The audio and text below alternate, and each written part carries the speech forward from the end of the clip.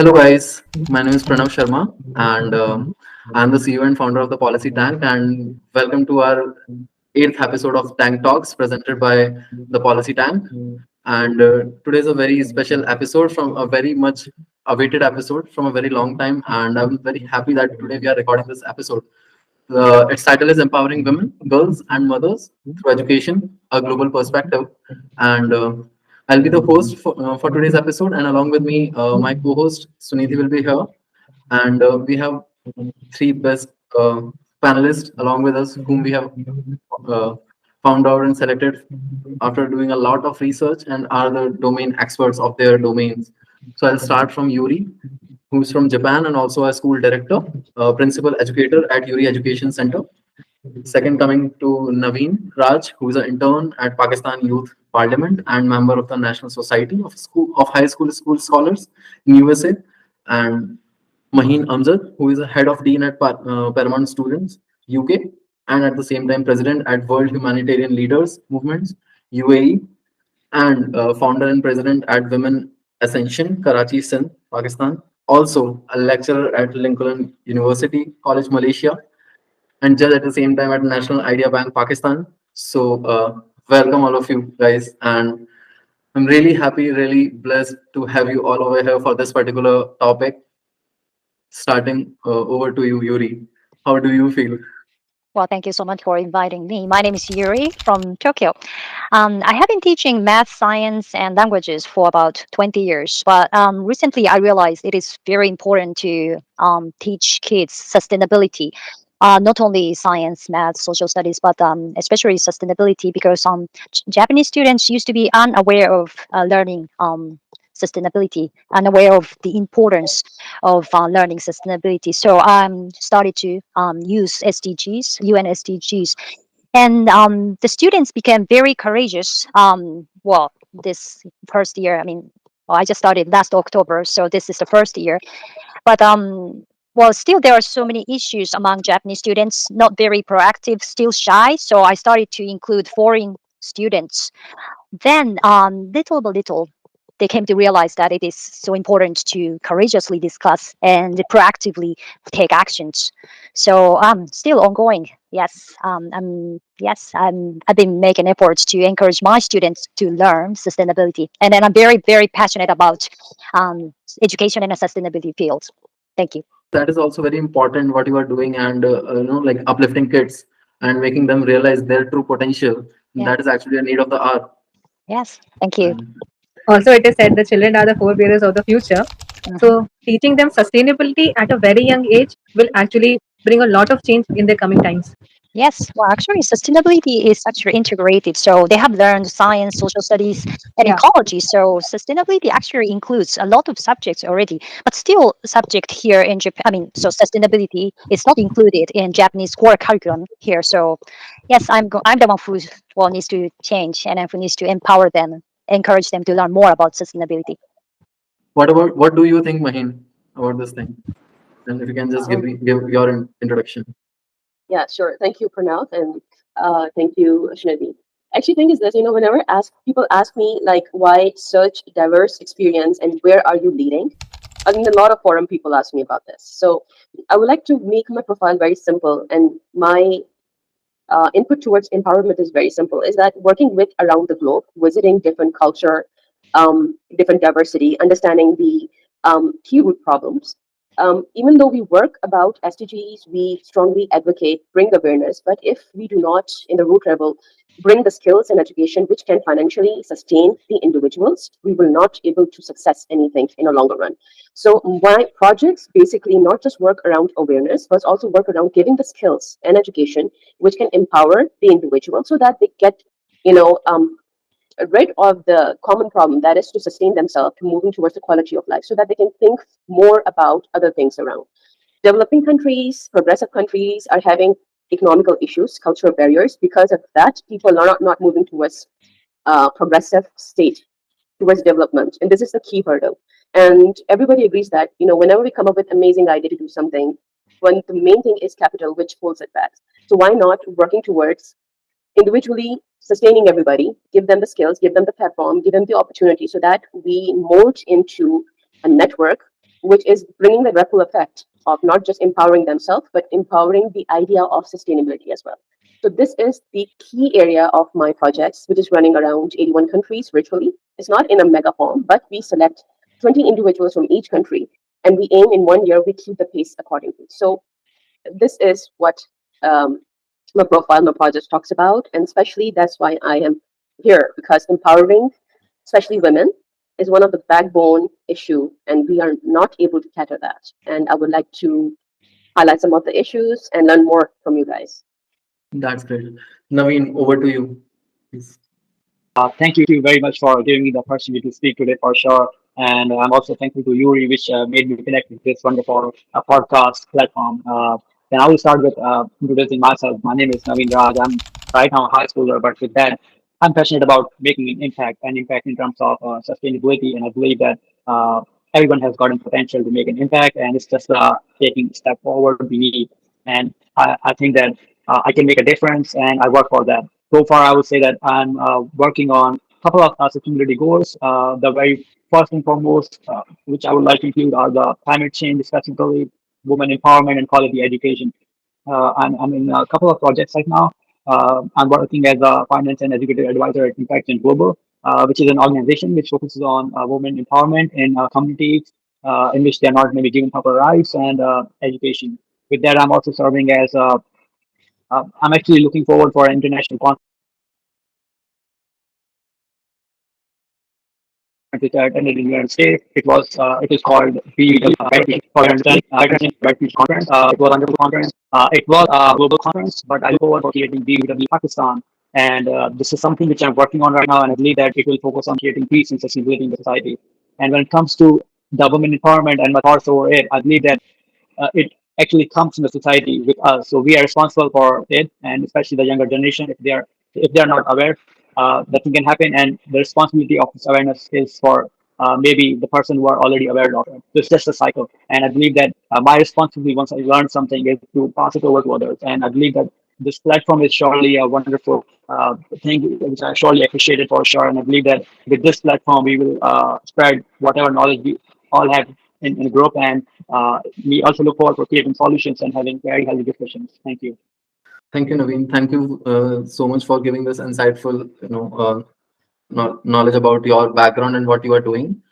And Sunidhi, if you can give your Yeah, introduction. and we are also thankful for your so good words that these are the things that push us to do stuff that we had, the government or civil societies, what they can achieve together to bring in empowerment for women, not in particular, but in general, and the societies, the marginalized. That is our sole motto. And I think everybody here will resonate to that, because everybody here in their own fields, in your own capacity, in your own area and forum, you have been doing so great work. So we as Policy Tank are also thankful to have you here. I think, And yeah. in the starting, Maheen was asking me that how we actually came to this particular topic and how we actually came up with the policy tank. So I remember before this, I recorded one of my solo podcasts. So in which I also mentioned about the journey, how we actually came up with the policy tank. And this thing is actually very much close to my heart because when we talk about the policy tank and even of this episode's topic, so I believe in that term, the Vasudhaiva Kutumbakam, which means that entire world is one family, and whoever is there living on any part of the world is a part of your family. Then why to actually discriminate people on the basis of gender, race, caste, right? So that is the thing. And while I was giving this introduction, thought also came to my mind that might people also judge on this part that there are people along with me and Yuri who are from the part of Pakistan. But and I want to tell this thing that see, that's the thing and that's the speciality, that whatever happened in the past, it happened. Let's embrace the present, let's embrace the future, and we can see the potential actually what we are doing together and what we are trying to build at the same time. Because my personal experience with the people, especially from Pakistan, is very very heartwarming and very heart touching. Whatever is shown on the in the media or over the television is very different in the and distant from the reality. The people are very humble, they are very lovable and very outgoing people. So that is the thing which I also want to, erase out from the people's heart, that no border matters, nothing matters, but people matters at the end of the day. So if you have good people around you, then you can bring up the change. And this is through the policy tank we are trying to do.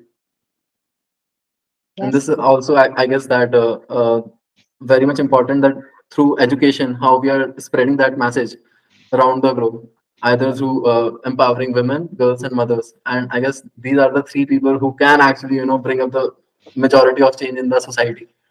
Yeah. So, yeah, coming up on the global overview. So, I wanted to ask this question: that what are the current statistics on women's education worldwide, in a specific country you think that, which is creating a change, or the change is, happening slowly, steadily, and have taken place over the period of time? So I want to start with Naveen, what do you think? Because you have been to USA also, and born and brought up in Pakistan. Your sister also works in the same domain. So what do you think, coming up from this particular background? Yeah, I would love to answer that question. So I would say that it actually we cannot say that we can shift cultures from one country to another. Even though I have experienced cultures from the United States, Pakistan, but I would say that we need to take out the good parts, but we cannot make them same. So what I would say is that let's talk about the positives. Like what we need to occupy from this, what I occupy from this culture, and I would like to implement it here. That's again my opinion. And what I would say is that in the United States, I look it was a different culture, of course. Now, no culture is bad, but it might be something which should be evolved. That is what I believe. And again, there's a complete cycle which is involved in evolving a culture, because culture is something which is a practice, which is made through a practice, and it takes time to change. So, of course, United States is very different, and it's because of their culture, it's because of their tradition, and it's into their bloods, and it is good for them. It is actually, I would say, let's take it as, I would say that there are people in Pakistan who say that we are proud of our culture, and they should be. But there are some very, very old culture which showcase that women education is not important. Their job is to be inside the house and maybe serve as a wife or a man who's working outside. Now, you will find people who will say that this is our culture and we are proud of it. Now, we know that this might be sensible into history because we don't belong to that age and we are not supposed to take an opinion over that period. But in this current age, we cannot say the same thing. We should evolve. And involvement is actually the rule of the universe. So taking that example, I would say that USA was great. All the movements were independent, and that was very good. I won't say that Pakistan needs to be the same or exactly the same. Pakistan, I would say, has improved a lot over years. Especially, let's take a very good example. I would say that my own mother, she always keeps telling me that she was from 90s, right? So she tells me that there was no girls high school or girls school in her town. There was only boys high school. Now this is something which was girls were supposed to ask for it. Until they don't ask for it, there won't be no evolution. And with that, what happened was that my mother says that her father was a support for her, and my grandfather, maternal grandfather, he made sure that my mother goes to the boys' high school and she learns something because the learning is important. And she's a teacher today, and this won't happen if this thing wasn't happening before. So what I want to say is that it will take time and it has improved a lot. Less, of course, we know this thing that it was overthinking, but I would say that it is changing by time and it needs to be changed. And I'm proud to say that people like us, there are wonderful people and better than us who are working on this thing and they are creating a change. Now, once, of course, I learned this whole information I have from somebody else, and now it's my responsibility to spread it around. And that is the way we can bring this change. It won't happen suddenly or spontaneously. It will take time, but I believe that it will be very successful. And I see it changing every time, every minute. Especially when I see that the girls who got selected into these programs into the United States, they were the girls who were super independent and they showed up and they came back on their own. Now they set an example in the society. Now once they came back, they set an example, and the future girls or future parents who think that girls cannot do the same thing, they might let the new girls go for the action programs like this. This is how we need to set examples in our society and make an impact and make a change. We need to, again, this podcast, this podcast will help when people will listen it. They will see that, yeah, these girls are, let's take example of Maheen. She's doing wonderful in her life. Now, this thing isn't possible if she doesn't take a step forward. I would say that it's all about taking the step forward. It's even not only about girls. It's about both genders. If you don't take a step forward, you won't make a change. With that, uh, the second part which comes in mind, you need to ask for your right. Now, the reason why we look back in the history, the culture is so much complex in terms of women education or women rights is because women never asked for it. It's because they just gave up. Now, we know that girls are now aware, maybe because of these podcasts and other awareness programs, that they know about asking for these rights, and we are looking forward for a change. And this awareness should be increased a lot. But it's all about awareness, and we should look forward for such programs. And I believe that we will be there at the point where we will make an impact and we will see a change. And I'm actually seeing a change, and it will take time, but it will happen shortly. Thank you. Yeah. Yes, Yuri. Uh, what your thought on that part? And I just want to add one thing before you start off, because you coming from a first world nation and you have also been to other parts of the world, like African regions also you have been to, and in some time you'll be going to Mexico for your PhD. So what do you think that have you seen some kind of disparity or some challenges from which women's come through, or they face some challenges, or girls Yeah. face some challenges when it comes to their education? Yes, well, the girls in general used to be very shy, and then as mentioned, actually, they were not really aware of raising their voice. They used to be so, but now there is a saying that boys be ambitious, but girls be ambitious as well, and then they realize that it is good to raise their voice. It is good to be more ambitious. So now it is changing. In Japan, actually, when in many Asian countries, well, girls should behave really well instead of being so courageous. But I think the girls are getting more courageous, and then the society allows them to be more courageous. That's very important thing. So when I was a kid, I was told to wait until the teacher stopped talking. I mean, you may raise your hands, but you cannot interrupt the teacher's conversations. And then both boys and girls, but especially I went to a girls' school, so I was told like that. But I didn't like that atmosphere. I kept raising my hands and I mentioned my opinions, and then but still we as Japanese loved conformity, collectiveness, right? So probably I was a little different, but when I moved to the United States, well, I learned that that kind of attitude seems to be well natural. But a lot of Japanese schools nowadays they accept those girls' attitudes being more courageous. But more interesting is that boys can be sensitive. For example, some boys, when they go to the restroom, they realize that there is some open space, and then some people may be looking at, right? The male's restroom and then the female restroom is very different. So, oh, why boys can be looked at like by them, right? Because there is some open space. I'm so sensitive. They are raising their voice to say that, or I'm very sensitive. I don't want somebody to look at me while I'm doing, pee pee in the toilet. So I think that kind of attitude is really good, and they raise their voice, and then the schools allow them to have some voice. So that is the current situation here in Japan.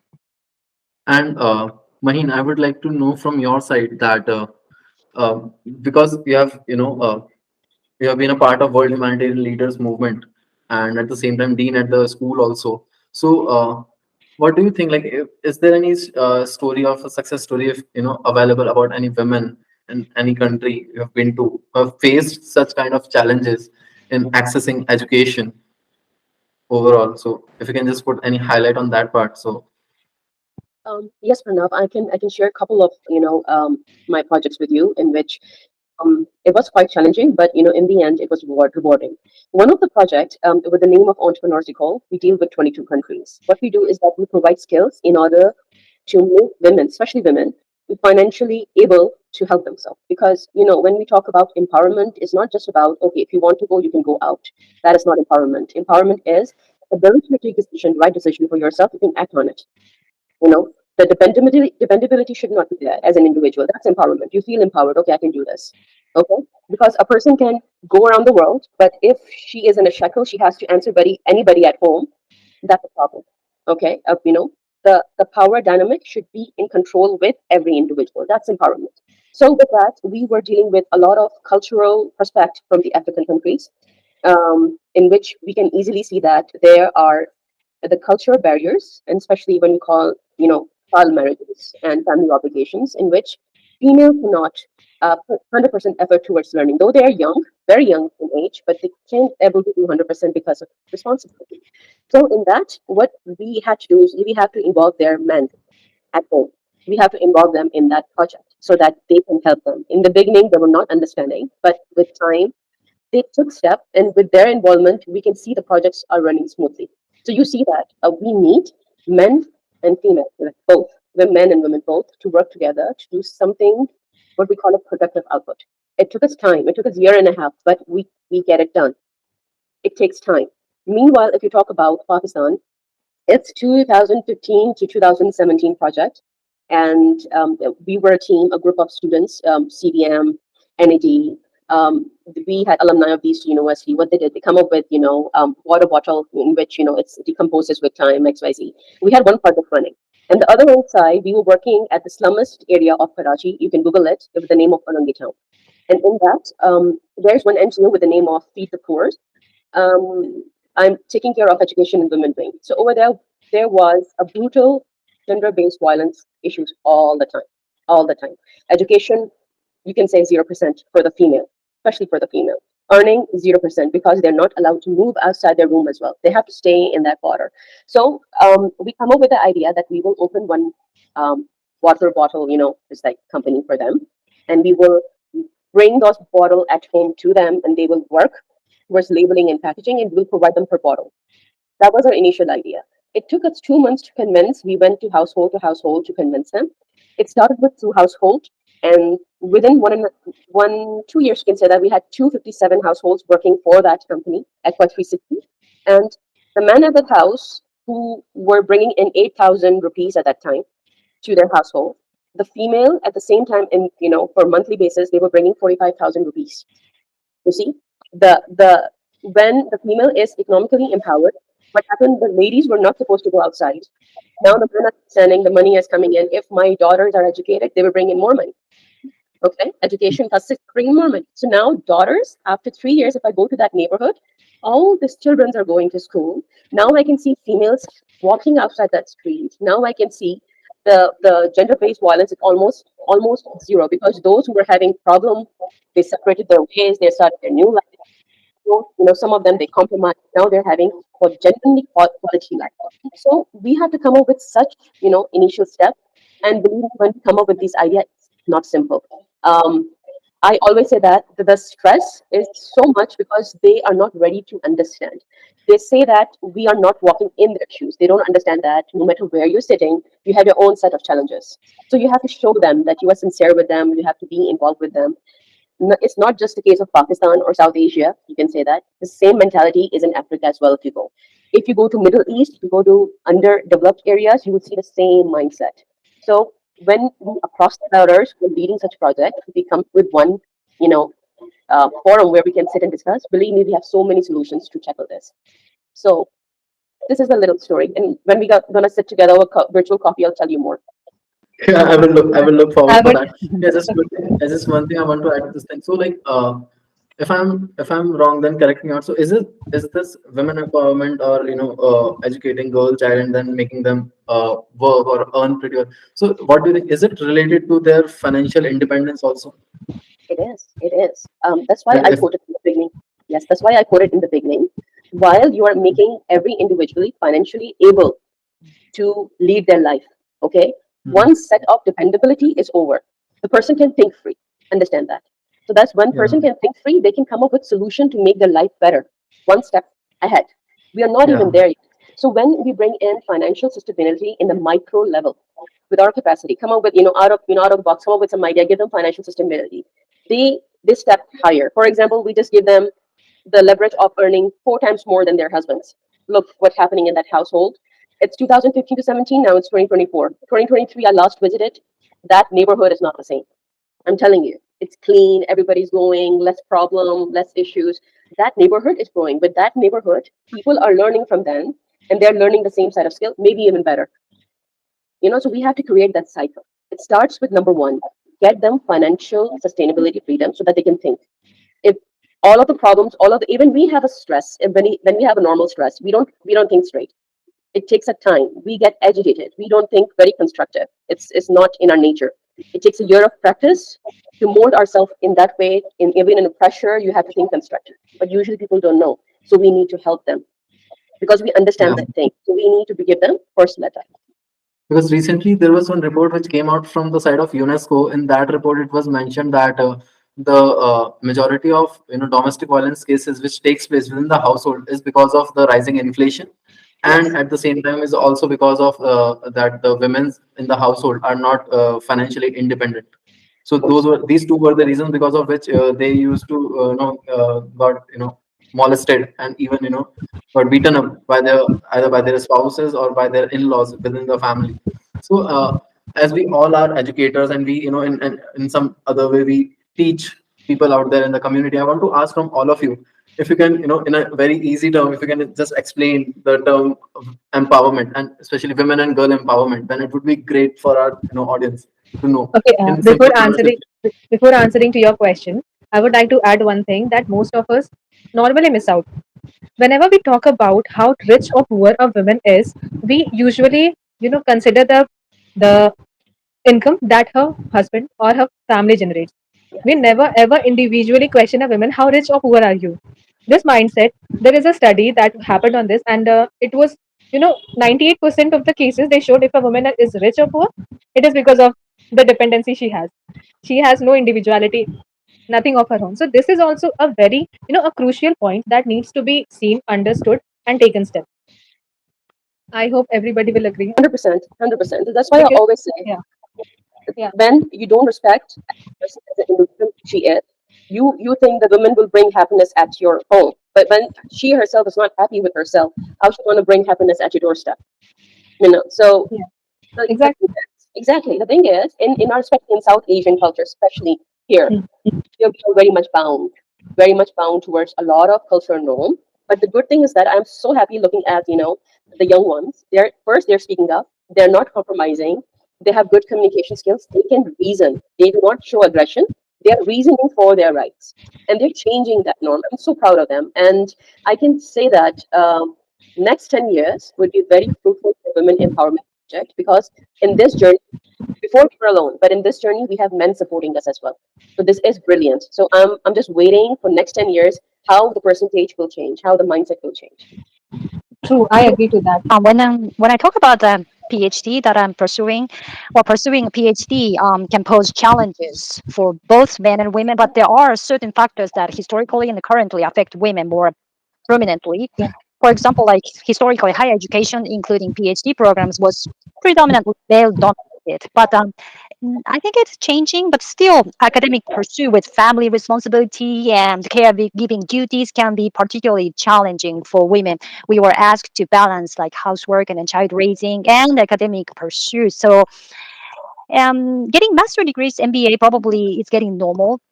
But to pursue PhD, then the women have to be financially almost independent, so which makes women very difficult. So still, higher education was kind of harder for working women in general. Yeah. So coming to the same question, like if you all can, explain women empowerment in the very short and easy way, so I guess it would be great. So, starting from you, Yuri, Okay. I in think simpler terms. compared to men, women are very good at forming a group. Like there is a community among mothers, right? But while they are child raising, usually they are not thinking about how to make profit. They're just gathering to talk.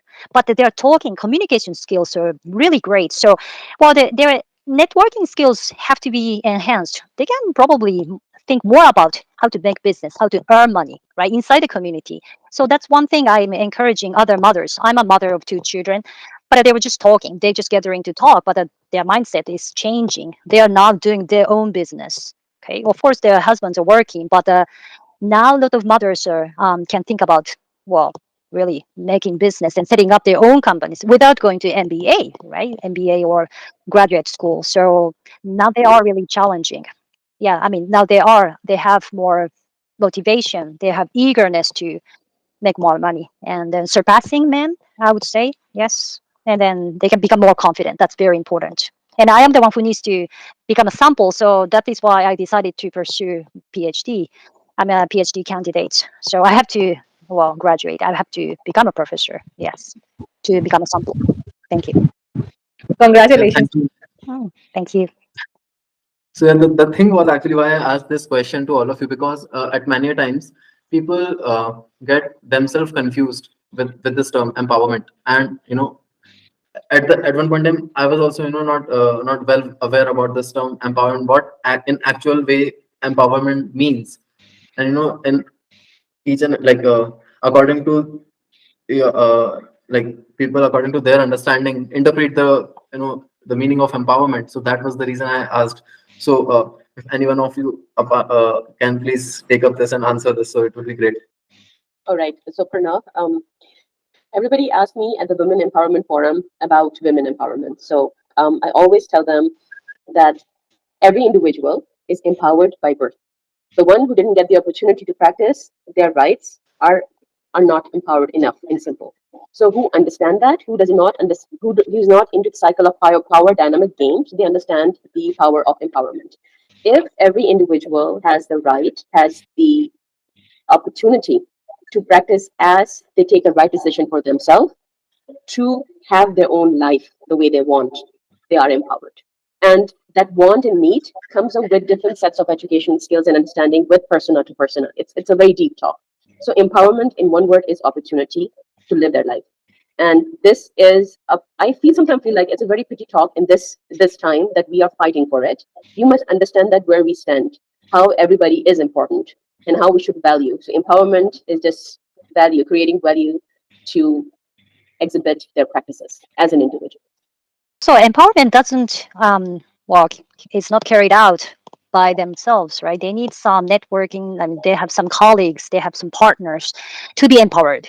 So I think networking is very, very important, both for men and women. I mean, I don't distinguish genders for human beings in general, to empower each other, to make the society better, and to improve the earth. So empowerment is really requires power, which is caused by human beings. Yeah. Yeah, true. And in that sense, like, collective action is also very much important, that, people can collectively come up together and work for the same goal. So in that same direction, I have one question from Naveen. So Naveen, if you can tell me about what strategies have been, effective, or what strategies can be effective in helping women recognize inequality and take collective actions against it.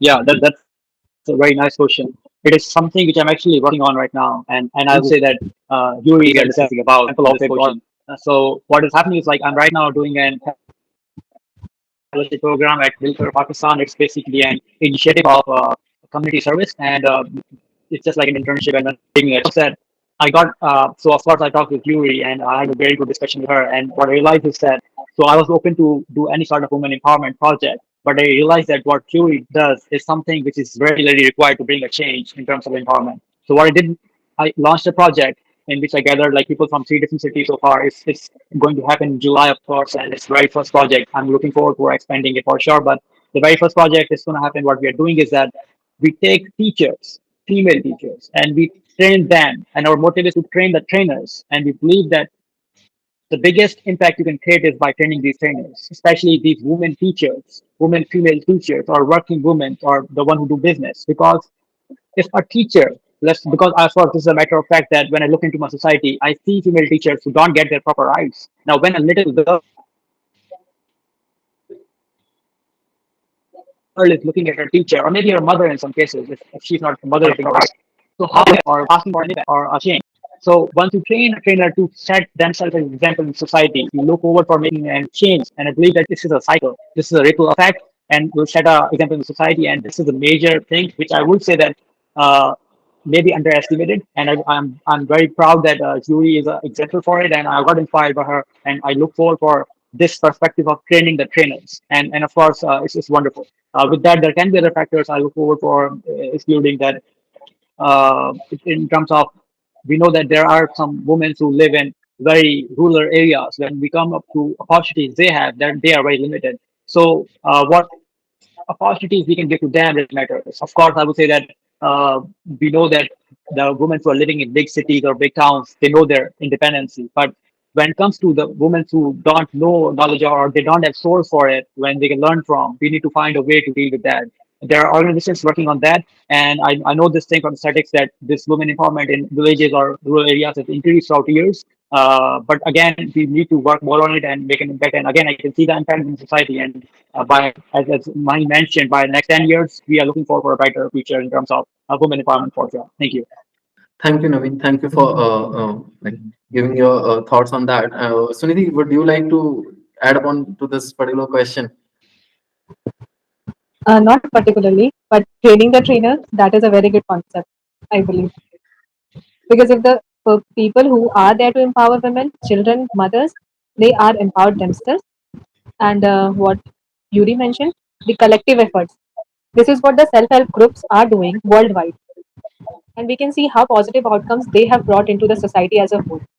So when these two things are going together, so in 10 years or maybe in less than 10 years, we can see a very good change, very positive change. And along with all of us, there's one another person along with us is Mukisa from Uganda, and he's working and fighting for the rights of women and girls. And this, I want to ask this question from his side that how he thinks that listeners can engage in their community to promote educational equity for women and girls when it comes to collective action and empowerment. So, Mukisa, if you can share your thoughts on that part. Thank you so much for the opportunity given to me. In Uganda, it's already 8 minutes to 3. I say good morning, good evening, my friends. Pakistan, those one in India, in Japan, I greet you all. My question was, how can we empower women and girls through education? But specifically, I'm going to talk about the negative part and the positive part of it. Specifically in Uganda, we have been having a number of challenges concerning that section, especially when I talk about the eastern part of Uganda.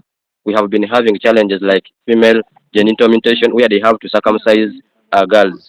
As the organization of Hilali Uganda, we have done our part by using sports to advocate for such rights.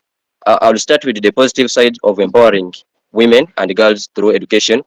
It is, of course, that when we empower women and girls through the education part, therefore we shall be calling for the improved health outcomes. Whereby, when these ladies and girls are educated, they are the people who will decide for the balance that we shall eat at home. Because for us in Uganda, men we bring money, we put at home, then ladies are the one to decide what to eat and they can buy. So in case we are empowering them through education, therefore it means that even at home we shall have a balance there when we are eating. Second thing is that we shall have what we call economic impact, whereby we shall have women that are working as well, so that they can get also income and the income to support their families and other economic development, which will bring an economic impact. Whereby these days we are having also women who are coming up with businesses, and we are having women who are coming up with organizations. So that will also include in that impact aspect of the development in the country. We have what we call the rights to their power. Ideally, in Uganda, our LOCs, we call them local council one. The first people we are reached before we can go maybe to the police.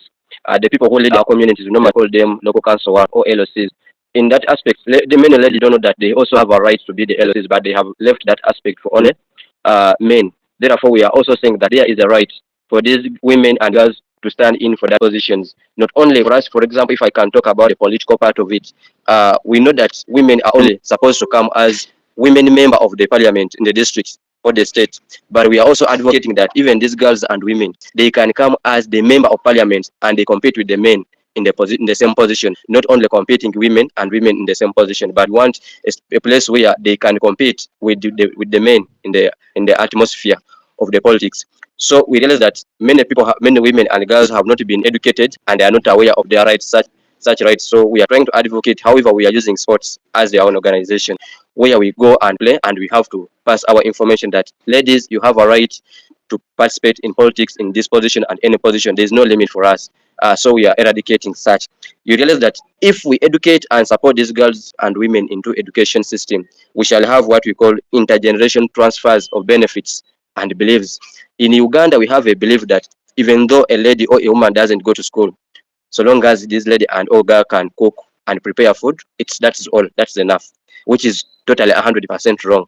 So we are saying that I can give an example that if Yuri is my mother and she's educated, she's going to educate me and my sisters.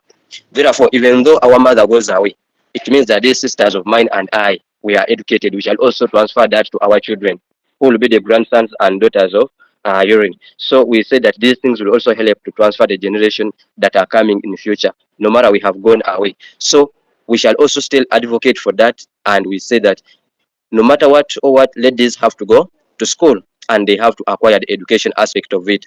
We realize that also poverty will be eradicated, where most of the percentage of women and girls are the one who promotes agriculture that helps us to reduce maybe poverty in Africa. So if we don't educate them, they will not know which disease is affecting their crops and how can we prevent them. So we shall end up losing such.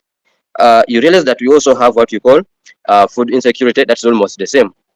We shall also have what you call, we shall end what we call the social beliefs and norms. Like I have been giving an example, like in Uganda, there are some cultures that used to believe that they have to circumcise girls and women, which was denying their rights or violating the rights for those people. So if we continue on educating them, we shall realize that these norms shall be eradicated in our communities, whereby some communities still believe that women, even though they don't go to school and they can prepare food and get ready, that is all. That is when also we can be eradicating it. Uh, because of time, I'll summarize with the part of the negative side of it. If we are not empowering ladies and women in education system, we realize that we shall have an increase in poverty. Poverty shall increase because the girls that are going to grow up not educated and women, they will not know how to plan for their families and they will not know how to manage such agricultural sectors. So we shall have an increase in poverty because of lack of maybe food crops growing and motivation for these people. Because in Africa, we have most of the activities done are more influenced by ladies or women and girls in families. So you realize that this will increase on. We shall have an increase in what we call GBV, uh, gender-based violence. Many women shall be violated because they don't know their rights, and we shall end up having a number of gender violences in communities and in families. Therefore, I support that if we educate women and girls, we shall have that ending for GBV to be eradicated, which has been rampant in Africa still. We can also have what you call sex segregated labor market, in that most jobs are being employed by only men or boys, whereby even ladies can also be employed in such opportunities and they can also earn a living. But because of this perspective that girls are not supposed to do this, they end up having that labor segregation, whereby that ladies, you are not supposed maybe to do engineering. Ladies, you're not supposed to be maybe ICT work. You're not supposed to do these jobs and so on. They end up having that segregation, whereby they leave these jobs for ladies that are down. These maybe non-collar, white-collar jobs for girls, which is also wrong. So in case we are not educating and supporting our girls and mothers to do so, we shall have those challenges keeping on. We have what you call loss of income and poor health as a result of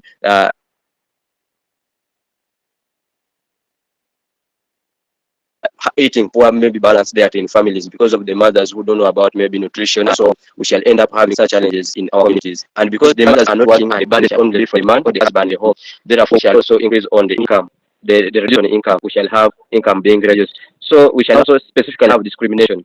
I can bring it in terms like, for example, if I was a lady, I have never gone to school, I don't know English, I know maybe my local language, therefore I could not be having this opportunity to talk to you in English. Therefore there will be a segregation in that aspect. So if we don't educate them, we shall have segregation.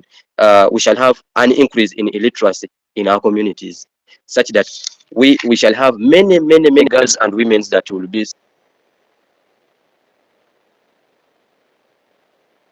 segregated in that market because they are not associating with the people who can speak only English. Now, for example, in Uganda, we have many cultures and they are having also their own languages. We have Bagada, they will speak Uganda, we have Samia, they will speak Samia, they will speak this, they will face challenges and they will not be able to address their problems that they are going through. So we shall always advocate for that. And through that, we have also managed, through sports, we have created what we call community classes, whereby we call sports, we start with the sports, and after playing football, you call those people to sit down and we educate them maybe about arithmetic, calculation, and how to speak little English, greeting, how to ask for food, how to ask for water, maybe expressing yourself for those people who are aged in age. So we are trying to do that by through sports. That's why even the next weekend we are having what we are calling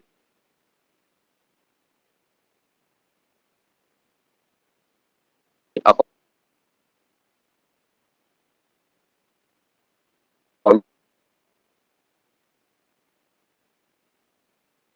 community health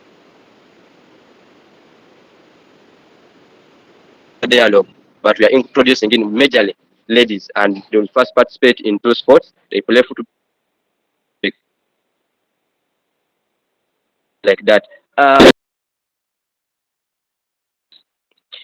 Pay for our school fees, not pride price. We need education, not age application. So that is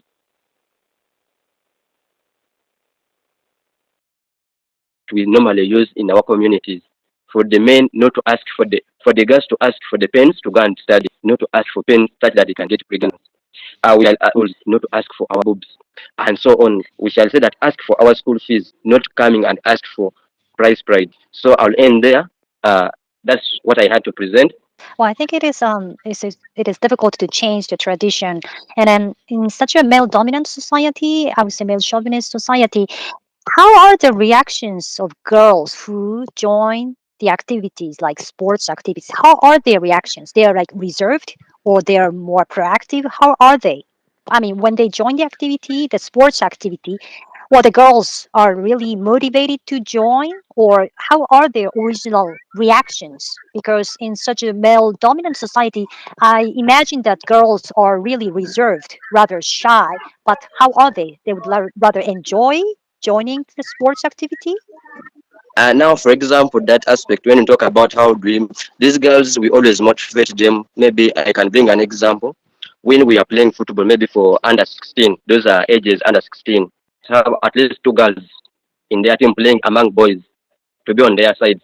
Therefore, we shall also have those being involved and also play with motivating them. Through sports, we have done how do we motivate these girls. We shall say that we are going to have a PADS fundraising tournament. It's given to girls, and there are men who give out to show that menstruation is normal for all girls. So through that, girls are ending their shyness. They admit that boys and girls are different, but they would rather want to play sports together. And then if they make some goals, maybe they can get more points. You said the girls can get more points. That's a great motivation. Okay, yeah, so that they can. Well, in that sense, yes, they can feel more equality, even though the scores they receive are different. But they are highly encouraged in that way, right? Yeah, yeah.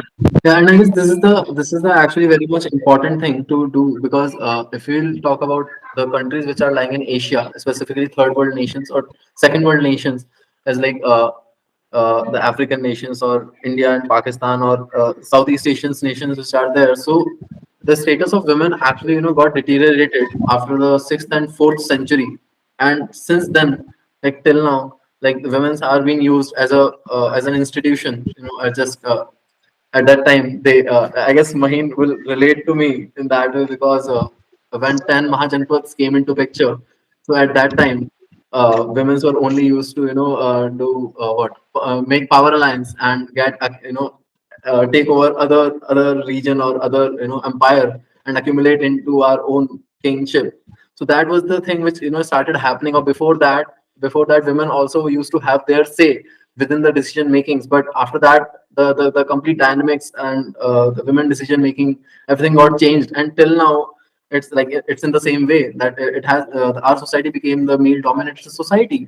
And that is also because of the we say what politics is, that is the struggle for power.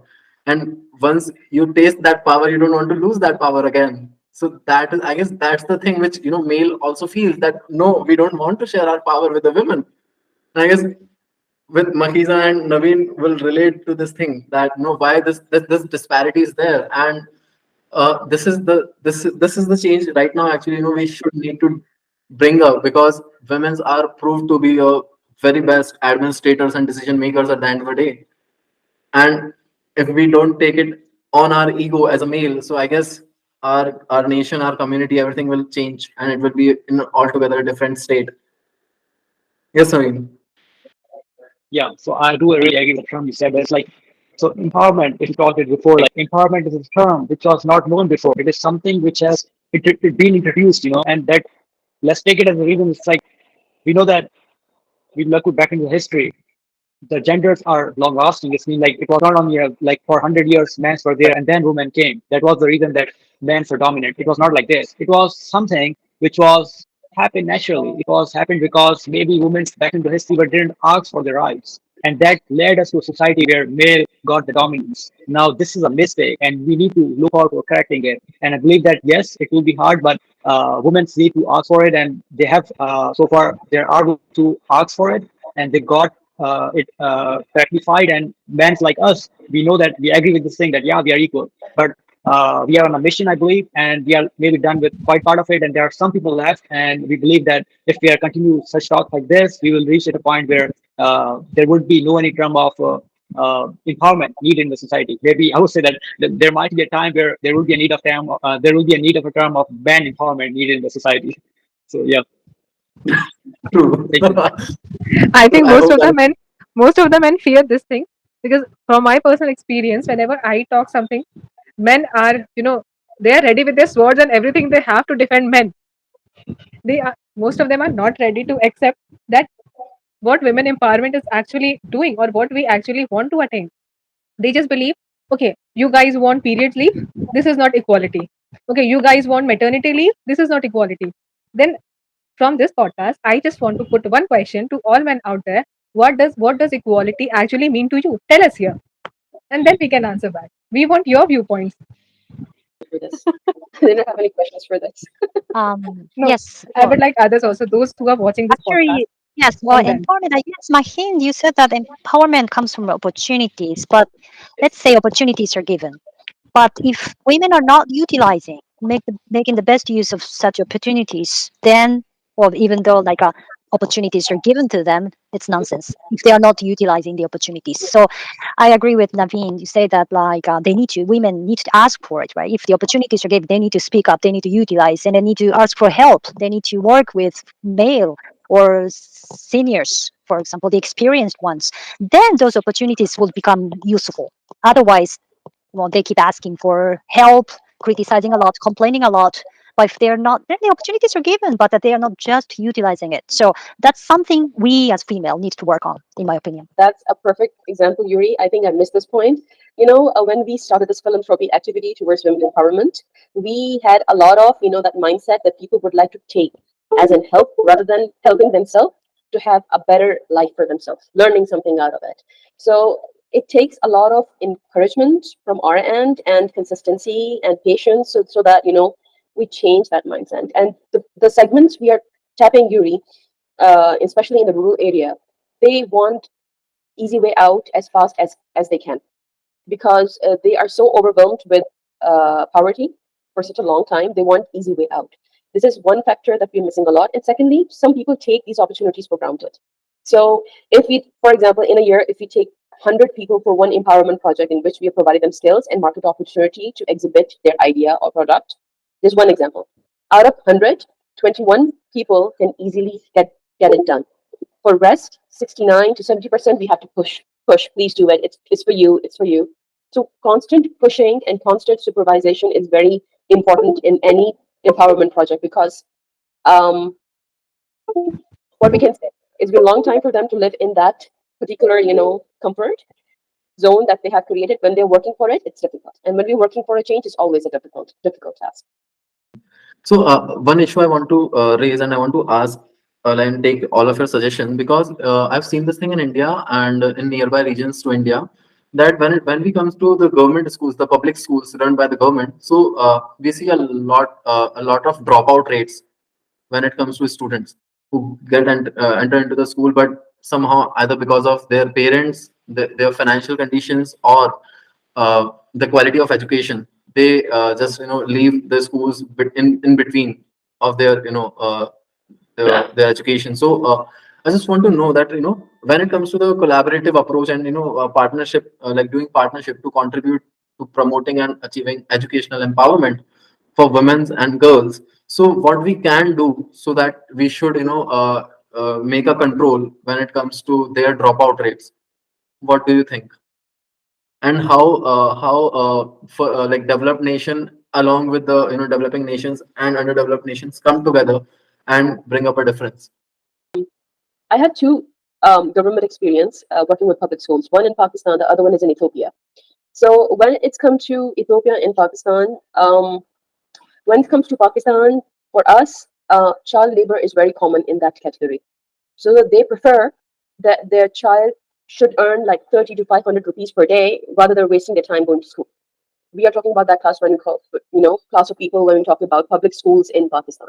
Majority, especially in Sindh, when we talk about that.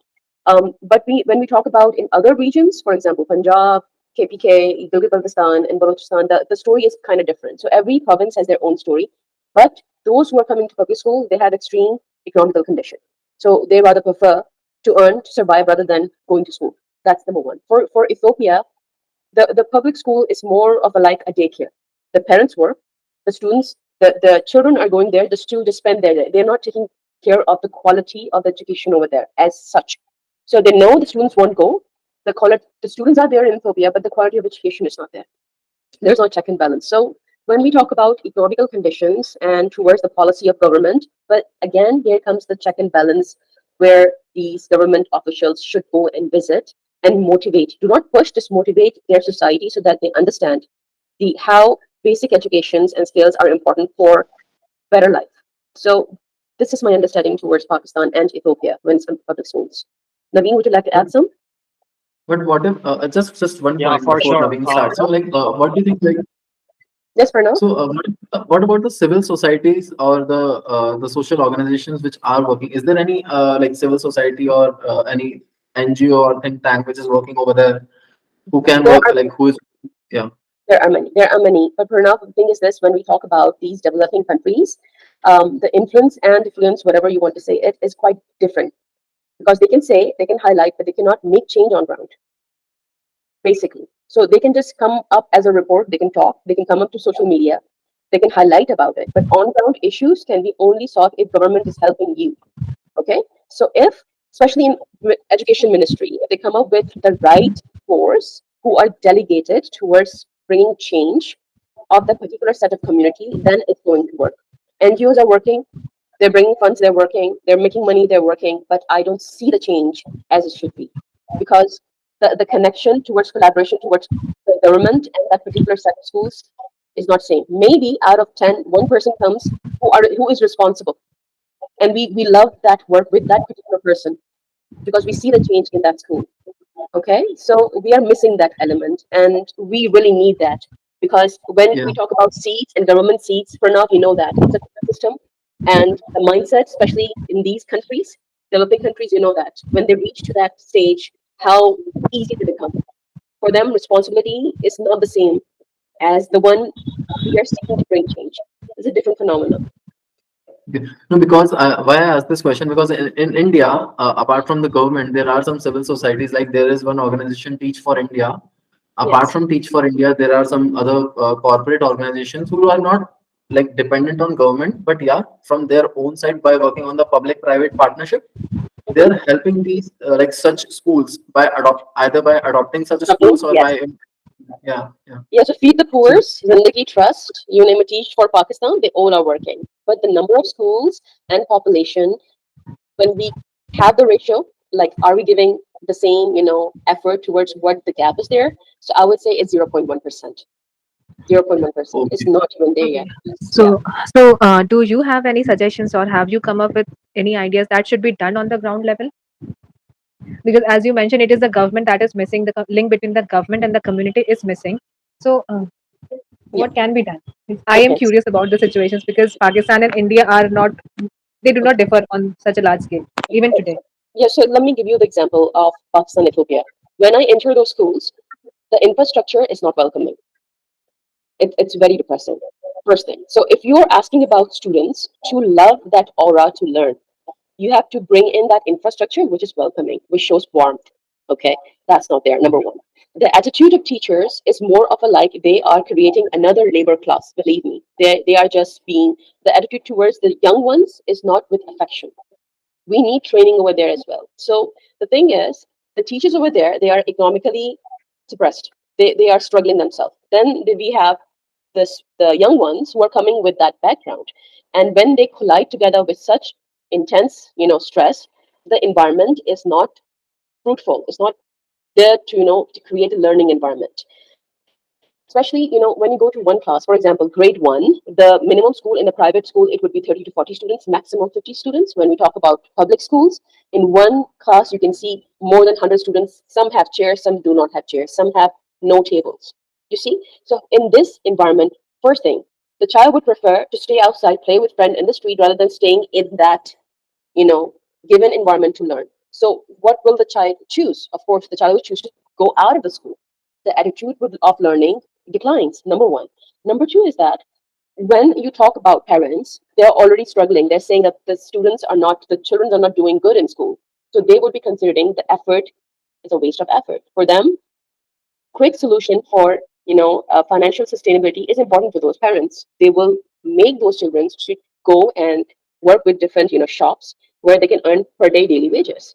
So see, we have to tap these things. So government, what they can do, they can bring in infrastructure and teachers with such attitude which welcomes, will change the mindset. We are missing that. This is, it's more like a prison rather than school when you enter that. And it feels really bad. It feels really bad. So we need to change that aura. We are missing that. Yeah, Naveen, please go ahead. You were telling something. So I would actually like to follow up on a couple of points which Mahin made. I do believe that being a resident of Pakistan, I to observe a lot, and I want to add to them for sure that that you mentioned is really, really important. It's one of the biggest difference I saw between United States and Pakistan. Let's take an example. When I went to US, I was taking a class, especially my algebra class. Okay, so there was one teacher who taught algebra. Now, in my high school, or I would say in Pakistan or in public school, there's a concept that is you will find one teacher who is teaching history, who is teaching economics, who is teaching a couple of subjects. Now, this is technically not possible. Even though when you go to the United States, you will find a teacher who only teaches algebra. He does not teach geometry because he has specialized in algebra, not geometry. But it is different here, and that becomes one of the core reasons that the teachers are not teachers by their passions. They just ending up doing this because they have no options left. And again, I will connect this point that why this happens in my life. The points that I note down. But when it comes to NGOs, when we discuss about this, I mentioned there are a lot of NGOs out there, but they do not make an impact. That is really, really true. Because when I see like in my society, we are eager to advance ourselves up and get admissions in the biggest institutions in the world. For that, what we do is that I see everybody making their own organization. They say that it will do an update into my resume. I will be like, I'm a founder of an organization. This is something which I did on my own. Now, what it leads to a chunk of organizations which are out there who are just for the sake of name and they're not making an impact. What is actually required is that there should be so much restrictions on carrying out these NGOs that they need to submit certain reports that what you did, what was the impact you did. What we can do as individuals is like coming on this platform, we give our opinions and we make impacts on our own. This does not mean that we say that we founded our organization and we don't work actually, but we just show that I'm the founder of this thing. So I take it in this way that collective effort is really important, but you need to make sure that you got the potential and you really work on it. Especially when I see that when I apply for college admissions, I see that people say that it's a very good addition to the resume. What students do is that they just make an organization really quick. Now, organization making or NGO making is a time-taking process. You need to do certain things. You need to make an actual effort, but it's not like just you rock on the social media. It's like making about a practical impact. It's not all virtual impact. And going back to the dropouts, I would say that there are two reasons I wrote down, and I believe that uh, the very first core reason, which of course we have improved a lot, but this in the culture, especially in terms of women, it is because of the early childhood marriage. Now, this was one of the biggest factors which came into the history concepts in the culture of Pakistan or maybe the subcontinent. There were early marriages. Now, what the lead was that these young women were told that you don't need to work. Your husband will provide you. You don't need to care about it. Why do you want to study? Everything will be provided by your husband. You just need to learn to work in the house. Now, this was something which is not nice, of course. So this is one of the core reasons I believe that we are working on it, and it has improved a lot, and we look forward for more change as well. With that, the second thing which comes to my mind is the uh, opportunities, because specifically in my town, I would say that a lot of not only women, a lot of people or students go forward for applying to colleges, but there are very, very limited opportunities in terms of maybe very, very limited seats out there or slots.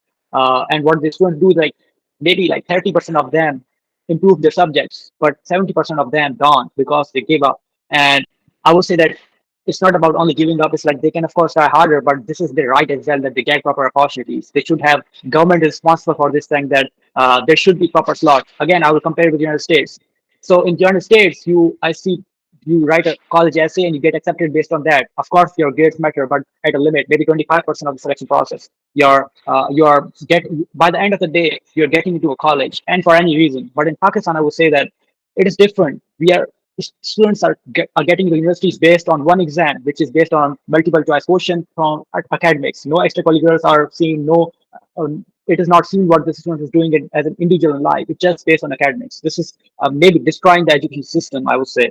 And the last but not least, I would like to mention is that again, mine mentioned is the labor. And I would say it can be either positive or negative, especially when it comes to empowerment women. They should be having the right to take their own decisions. So they have the right to drop out. And what I mean by this is that if they are dropping out for initiating their own business, they are, if, I mean, I want to say that if they drop out, they should be responsible for it and there should be a reason for it. And it's nothing wrong dropping out of colleges because, we see a lot of people out there who are earning a lot or doing good in life without colleges, but it's just like labor maybe should not be the reason why they drop out. Early child marriage should not be the reason. It's just about there should be a right reason behind it. So that's it from the side, I think. Thank you. Thank you for telling this thing. Can I add some comment? Usually there are many, Japanese students whom I teach. There are a lot of them who would like to go to developing countries to give education, help them, assist them. But sometimes they forget to ask them what they actually need. So if Japanese students keep giving help twice, 3 times, 4 times, they realize that the people, like local people, tend to be dependent on the help instead of becoming self-reliant. So what is important? I think being dependent is even worse. So self-reliance is the key. It's difficult to be independent, of course. So my Japanese students probably should have given them guidance only without helping too much. But they studied very hard how to help them. They prepared enough. So a lot of them in developing countries now they are waiting for the help. So that is actually something we would have to change. We means the ones who help. What they need is if the independence is difficult, then at least self-reliance. They need to really stand out. They need to stand with their own feet, right? So that's something we would have to discuss before giving them help in terms of education. That is my point. Yeah, true. Because the thing is, like every other individual differs when it comes to that how they perceive that help. Because some people might need just a little bit of guidance. Some people might need that proper hand holding. So yeah, that like as a person, as an providing help, like we also as an institution need to understand what kind of audience we are catering to, what kind of people there, and how we can help them out in the, like by identifying them based on their needs, their capabilities. That is, I guess, that's also a thing when as a teacher or as a professor, when you teach to a particular class, you identify the level of the learners of the particular class. So, and according to that you cater a particular student. That is right. So the empowerment, when we use the word empowerment, the power has to be adjusted, has to be customized, has to be really True. adjusted according to their needs, right? That's what I would like to mention in terms of empowerment, for them to become happy in the end, right? Yeah. And sometimes a few people just need words of encouragement, and that is enough for them to work out, do anything they want. True. So, Yuri, since you already mentioned about the partnership or the teaching things that the Japanese students are doing, so can you also provide some examples where successful partnership has helped in empowering women? Yes, great. I think for example, making sandals together out of motorcycle recycled tires. Okay, we need some kind of tools in order to make our collaboration happen. So I started to use my the motorcycle tires that I got from the motorcycle shop, right? And then started to make sandals using those old tires. But I can find tires in any countries, basically in Mexico and Africa. So I think the tools can be anything, but we have to experience of collaboration. We have to have some experience of collaboration and also have some successful experience. So I could bring anything, but since it's easy to find tires in developing country, also even the tires are like more flexible because of the sunlight exposure. So now it's easier. And then usually they don't charge tire, right? Tires are sitting outside. So Using those kind of common material, we can start working on in the workshop, in the field work.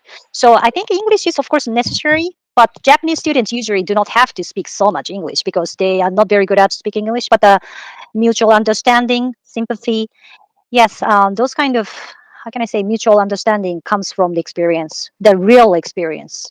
For example, making something together. And sports is actually a great example. That's why Olympic Games are being held every 4 years, like winter and summer, like simply every 2 years, right? I think sports, music, I really appreciate those kind of arts. So I would like to have the opportunity to hear the views of everybody here on this partnership topic, because since everybody is working worldwide, not just in one nation. I'm open for collaboration. Where my skill can help you, where my network can help you guys to reach your vision, I'm open to collaborate. And my main area is simply one: make people able to have their own quality of life. So I'm really in. So I would request Yuri and Sunidni. Oh my God, I could learn your name. And Pranav and Naveen and Sadiki. I'm really open. I'm really open to connect. I have almost 6 platforms, and 6 of them are open for you guys. Yes, I was saying that what I would like just add on is that as Madam Yurin has been talking about making sandals from the tires of the car, even as we have been using some skills to make sanitary towels from the local materials, such that we can, after playing sports, we can collect people and we use the needles for the hands and the threads, then we start making the pads that are usable. So through this partnership and collaboration, we can empower the ladies and the community through such skills. When you talk about empowerment, of course, you have to talk about now the skills and the experience. I have never been shy in any community. I have never been shy before any public when I talk about menstruation because I normally teach how to make these reusable sanitary pads and I even teach them how to use them. How do you put on? How do you care for it? And how do you keep our health when we are in menstruation? So through this partnership, we can also still empower girls and women through that. Yes, that's what I can also talk about that. I guess I want to ask one question specifically from Maheen and Yuri, you both of you, because I guess being a mother and like focusing upon education, like why is it important to educate mothers through adult literacy classes, vocational training, and online learning platforms, and at the same time involving family, into it. So, what do you think that how these community programs and learning and gaining educational resources are important, and how they help when it comes to the women empowerment?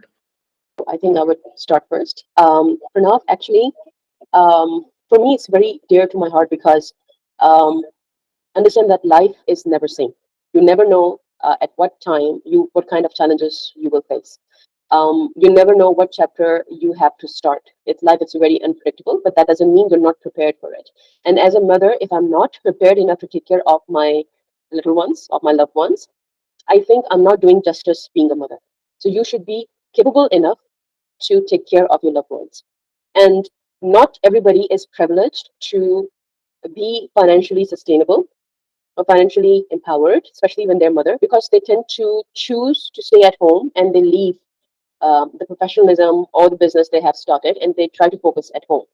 And especially when in this scenario, if their partner pass away or they are in health crisis, they cannot earn for long, so it becomes difficult to sustain that quality and managing their kids. So as a mother, to the mothers who are listening right now, for the sake of your children, for the sake of your family, it's very much important is for you to be empowered, financially independent, because you cannot rely on third person. And it's when I'm thinking like this, it scares me. And this is the brutal honesty of life, and you cannot um, deny from this. You cannot. So this is my request as a mother to other mothers who are listening to me. In my opinion, the reason why I need to empower women, because I know that women are more sentimental, emotional, and then they get depressed easily, I guess. And then they are really obedient. I mean, they do house chores, child caring, well, and then communicating with other mothers perfectly. They can balance those activities. But then at home, they have to become happy in front of their kids. They have to keep smiling. They have to be a good wife. They have to be a good mother. So where's the place they can criticize? Where can they complain about something? Then I form the community. I'm using the community center. Then I get a mother teaching English, sustainability, okay, the math sometimes. But those are just the tools. I always say that it can be anything. I can probably teach sports, even though I'm not very good at. But the important thing is to gather women who usually stay at home in the morning. But they can complain and criticize and say a lot of things, right? That is very important. That is why I keep creating such opportunities for mothers. Yeah. True. Sunidhi, I also want your opinion also on this part as a daughter, as a sister. So what do you think on this part? Um, it is said that being a mother is a full-time job with no payment at all. And I have seen mothers, even my mother is there, although she is a homemaker, she still is a 50-50 partner in my father's business. So yeah, it is, I would like to give example of others. When it comes to empowering mothers, I read a paper, a research paper that was published in 2003. It was termed as Work and Work Commission, where it was a qualitative study of 400 women who had their first child. And most of them refused to get back to work, get back to education, only because they had a mental breakdown and nobody was there to support them. They did not receive flexible job opportunities. They were not given part-time jobs because they were now mothers, and even their families sometimes were unsupportive because they were now economically dependent. So these situations still persist, and in a developing country like India, women are expected to just shut down everything after they get married, be a mother, be a wife, not more than that. In the rural areas, basically, women, we can see women in mothers getting involved into the primary sector, but even when it comes to the sectors where it is of decision making, two-thirds of the power is still in the hands of male, and when the one-third of women, most of them are not mothers. I think there's a very big question mark where we need to ponder upon why once a woman becomes a mother, the mentality sets in a way that she has to leave everything and settle down. And this is a very bad thing, and it will take a lot of time to change this mentality. I will give you one example, which I personally think is very wrong, but it is quoted a lot. There is an advertisement that comes on Indian television, and it is of a product. I will not take the name. It is said it is comparing a girl's beauty, her figure, her size with her mother. That you do not look like a mother. What do people mean when you talk that you do not look like a mother? The perspective that people hold, the idea and notion of being a mother and how you act like a mother is, I think we should condemn it and we need to change it. So maybe I would like to add one more point that I feel very privileged and I'm very humbled that I have the opportunity in the market to lead some of the companies and include with diversified culture to work with regionally. I'm so happy with this. So what we do is that as a mother, if someone has a kid, they have they can bring their kids at our offices. They have no problem at all. If they want to work from home, they can work from home. If they want to take leave, they can take paid leave. So we have coming up with such policies within our organization, and we are starting this because everybody's waiting for the government to give that rights, and we as a society, believe me, I've read somewhere, I'm not sure if I'm going to quote it right because I'm not good at memorizing words, but I can give you the meaning. The child is not just solely responsible of mom and dad, it's the responsibility of a whole society. So we have to take that step. So when we initiate our steps, if you're leading something, please make things easier for other where you felt if there, you needed help. So if we come up with this attitude and we mold policies accordingly, when we have the power, we can bring a lot of change, a lot of dynamic shifts in the current running market. So basically, what you are doing is women empowering women. A great True that. initiative. Yeah. True Because that. there is one term which is called women-led man, man-led women, women-led women, and man-led man. So I guess that is very important when we also talk about empowerment. It's just not like restricted till the women empowerment. I guess man also needs the empowerment in terms of the being learning how to being humble, at the same time how to learn that care economics, taking care of other people who are associated with them, either at the workplace, either at within the family. And then I guess by having that mutual respect, then only our community, our society, or even our workplace can grow better. There is a term where it is said masculinity always harms men, because the society we all come from, we do not expect, most of us do not expect men to be emotional. The only emotion a man can show is anger. Men are not allowed to cry. Men are not allowed to share their emotions, their feelings. And then this is what patriarchy, masculinity, this is where it harms men. It, the feeling of alienation comes into it. And I guess in that part, I guess myself and I've also seen the journey of Naveen also. I guess we both are in that terms lucky that we have been around in that zone. Like from when I talk about my family, I've seen this thing like that equity into my family when it comes to my sister, me, my aunts, and my mother. All have been given the same type of opportunity. Nobody has been discriminated. And when I talk about my own organizations, majority of them are women, and it is a women-led organization. Like more than 80% are women in the organization, and I feel very much happy in that part that on a majority of lines I learn from them, how to lead things, how to be consistent. Because when it comes to males, that ego comes in, that male part comes in, that oh, why do we listen? Males are not that consistent. When it comes to women, they are consistent a lot, and they care a lot on many aspects. So that thing I learned, and that was the thing for today's podcast also. I learned from all of you that actually is very much implementable in the real world scenario. So thanks a lot for being here. Thank you for now. Thank you so Thank much. you. Mhm. I want to ask Makiza and Naveen to add some few points onto this thing, and then I guess we can end this podcast. So Yeah, men should also add into women's and ideas. Thank you very much. Honestly, this is one of the amazing and inspiring discussions where we get ideas from different continents, different parts of the country or the world. So, like me, my opinion, I think as we are thinking of empowering girls and women, we should also think about empowering men as well.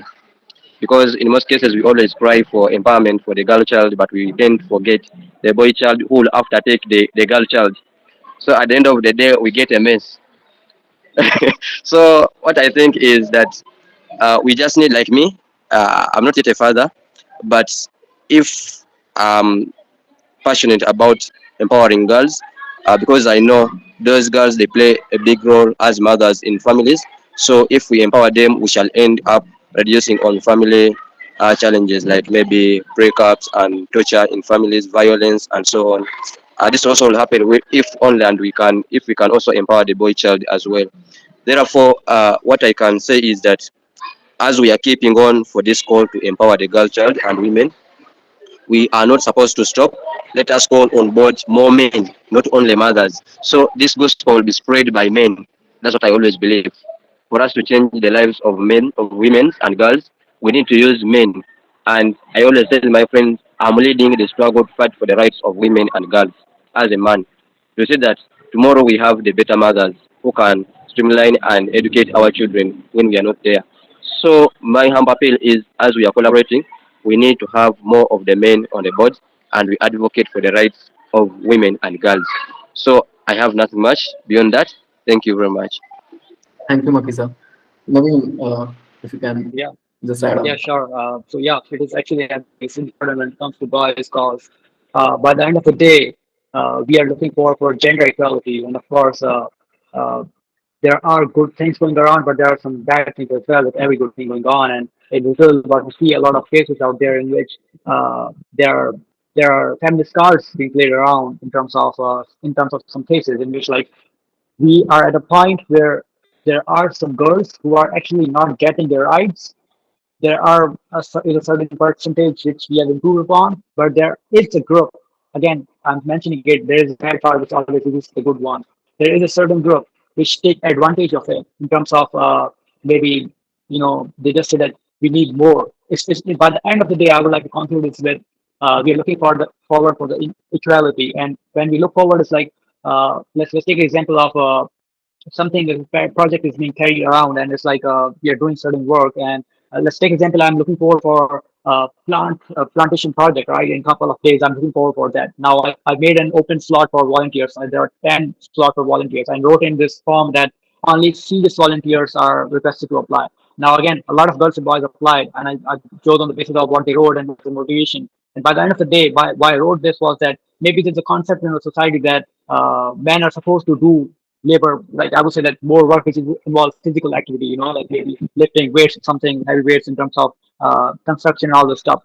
So by the end of the day, we should look forward for the equality. And again, when I look forward for this project of the plantation, I'll make sure that girls participate equally with the boys. By the end of the day, we are looking forward for this equality, and I believe that we should look forward for it. And this is the conclusion for sure that it's, it's only about the equality. I mean, as either we are a man or we are the woman, we should look forward for equality. Everything, if certain activity is being carried around, uh, women should think of man as a sort of respect. Men should think of women as sort of respect. And by the end of the day, we should support each other and come to a world in which everything is equal, genders are equal. And the second thing I would like to conclude on is that everyone needs to ask for their own rights. That is something which will make an impact in terms of making a little bit quicker impact. Unless there is somebody else looking for your support, of course, support from somebody else helps you, but unless you don't speak, uh, it will take time to let other people realize that part. So it's all about awareness and asking for the rights and looking forward for the equality. Thank you. Thank you, Naveen. Thank you so much for giving such thoughts and presenting it forward from with all of us and sharing it with all of us.